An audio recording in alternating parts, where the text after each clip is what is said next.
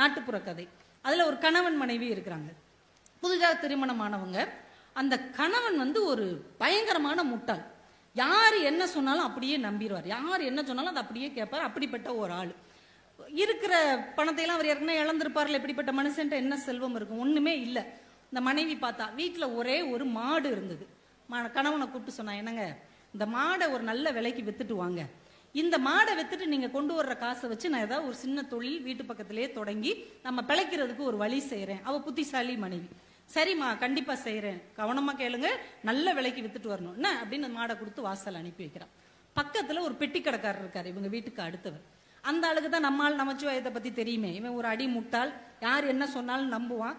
இந்த அம்மா பாவம் மாடை போய் இவங்கிட்ட கொடுத்து விற்க சொல்லுதே, இவனை நல்லா ஏமாத்திட்டோம்னா இவங்க வீடை கூட நம்மளால ஏமாத்தி எழுதி வாங்கிட முடியும்ட்டு அவன் பின்னாடியே போறார்.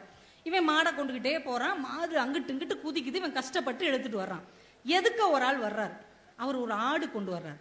அவர் இவனை பார்த்து, ஆகா நம்மால் நமச்சிவாயன், தம்பி இங்க வாப்பா, ஏன்பா இவ்வளவு பெரிய மாடை கஷ்டப்பட்டு இழுத்துட்டு போற? இந்த ஆடை இழுத்துட்டு போ, உனக்கு ரொம்ப ஈஸி. அப்பனா இந்த மாடை என்ன செய்ய? மாடை என்கிட்ட கொடுத்துரு. சரி, மாடை கொடுத்துட்டு ஆடை வாங்கிட்டு போனான். ஆடை இழுத்துக்கிட்டே போறான். ஆடும் அங்கிட்டு இங்கிட்டு குதிக்குது. அந்த வழியா ஒருத்தர் சேவல் கொண்டு வர்றார். பார்த்தார், ஆகா நம்மால் நமச்சிவாய வர்றான், இவனை ஏமாத்திரலான்ட்டு. ஏண்டா ஆடை போய் அவனாவது இழுத்துட்டு போவானாடா? அது எவ்வளவு கஷ்டம் தெரியுமா? இந்த சேவல்னா பக்குவமா கையில புடிச்சுக்கலாம், இதை வச்சுக்கோ. அப்ப இந்த ஆடை என்ன செய்ய? என்கிட்ட கொடுத்துருடா, இந்தாங்க ஆடை வச்சுக்கோங்க. சேவலை வாங்கி கையில வச்சு பக்குவமா கொண்டு போறான். சேவலும் அந்த பக்கம் இந்த பக்கம் பறக்குது, ஓடி ஓடி பிடிச்சிக்கிட்டே இருக்கிறான். போகும்போது ஒரு டீ கடைக்காரர் பாக்குறாரு. டே என்னடா பண்ற அப்படின்னு.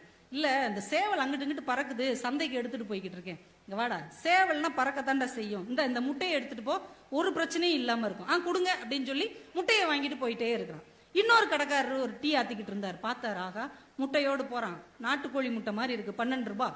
ஒரு டீ 5 ரூபாய் தான். இவனை ஏமாத்திரலாங்க, வாடா முட்டையை எதுக்கிட்ட எடுத்துட்டு போற? அதான் எனக்கே தெரியல ஏன் முட்டையை எடுத்துட்டு போறேன், கொடு முட்டையை இங்க வச்சுட்டு இந்த டீயை சாப்பிடு அப்படின்னு டீயை கொடுக்குறான்.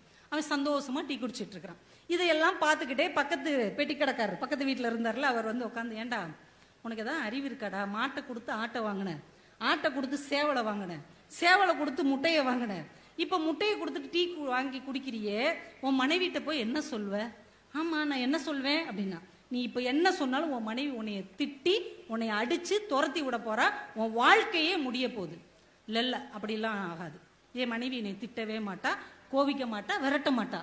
உனக்கு ரொம்ப ஆச்சரியம், இந்த வாய்ப்பை பயன்படுத்திக்கிட்டணும். சரிடா, ஒரு பெட்டு கட்டுவோம். உன் மனைவி ஒரு வார்த்தை உன்னைய திட்டாலும் உன் மேல கோவப்பட்டுட்டாலும் உன் வீடை நீ எனக்கு எழுதி கொடுத்துடணும். அவ உன்னைய ஒண்ணுமே சொல்லல அப்படின்னா என் கடையை உனக்கு எழுதி கொடுத்துறேன், சம்மதமா?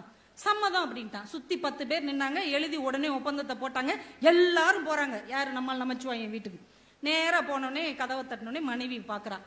மாடை வைத்துட்டு மனுஷன் பணம் கொண்டு வருவாரு, ஏதாவது தொழில் தொடங்கி வீட்டை நடத்தலாம்னு நினைச்சா வெறுங்கையோட வந்து நிக்கிறாரு. என்னங்க என்ன ஆச்சு அப்படின்னு பக்கத்து வீட்டுக்காரர் சொன்னாருமா, அவன் வீட்டுக்காரர் என்ன பண்ணான்னு தெரியுமா? மாடை கொடுத்தேல, அவன் மாடை கொடுத்து ஆடை வாங்கினான், ஆடை கொடுத்து சேவலை வாங்கினான், சேவலை கொடுத்து முட்டையை வாங்கினான், முட்டையை கொடுத்து ஒரு டீயை வாங்கி குடிச்சிட்டு வந்து நிக்கிறாமா. என்னன்னு பாருவோம் புருஷனுடைய புத்திசாலித்தனத்தை. ஏங்க இவங்க சொல்றது உண்மையா? ஆமாம்மா. டீ குடிச்சிங்களாங்க? ஆமா.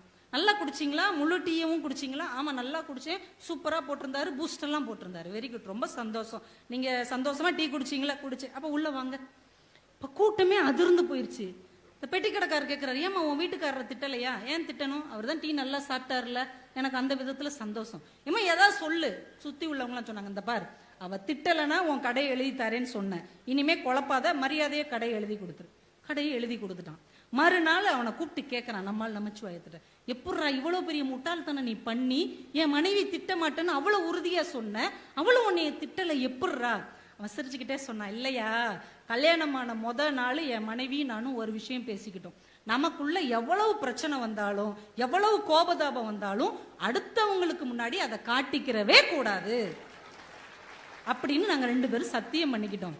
அதனாலதான் நான் உறுதியா சொன்னேன், உங்க எல்லாருக்கும் முன்னாடி அவ என்னை நிச்சயம் திட்டமாட்டான்னு சொன்னேன், அவளும் திட்டல. இப்ப வாழ்க்கை எப்படி இருக்கு பாருங்க.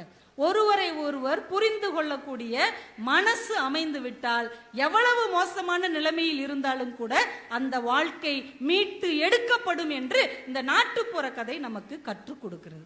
இன்னைக்கு நம்ம குடும்பத்துல பெரிய பிரச்சனைகள் வருவதற்கு அடிப்படை காரணமே குடும்ப பிரச்சனைய அடுத்தவங்ககிட்ட போய் சொல்றது. மூணாவது மனுஷன்ட்ட போய் நீதி தேடுறது, நாலாவது மனுஷன்ட்ட போய் நியாயம் கேட்கறது. தயவு செஞ்சு அதை பூரா ஒரு அள்ளிரப்பரை வச்சு அழிச்சிட்டு, எவ்வளவு பிரச்சனை வந்தாலும் கணவன் மனைவி என்பவர்கள் தனித்துவமானவர்கள், அவங்க பிரச்சனை அடுத்தவர்களுக்கானது அல்ல என்று உங்க மனசுப்படி முடிவு செய்து விட்டீர்கள் என்றால், விவாகரத்து என்கின்ற மனமுறிவு என்கின்ற வார்த்தைக்கு இனிமேல் அர்த்தம் இல்லாமல் போய்விடும் என்பதை தயவு செய்து அடுத்த தலைமுறைக்கு கற்றுக் கொடுங்க.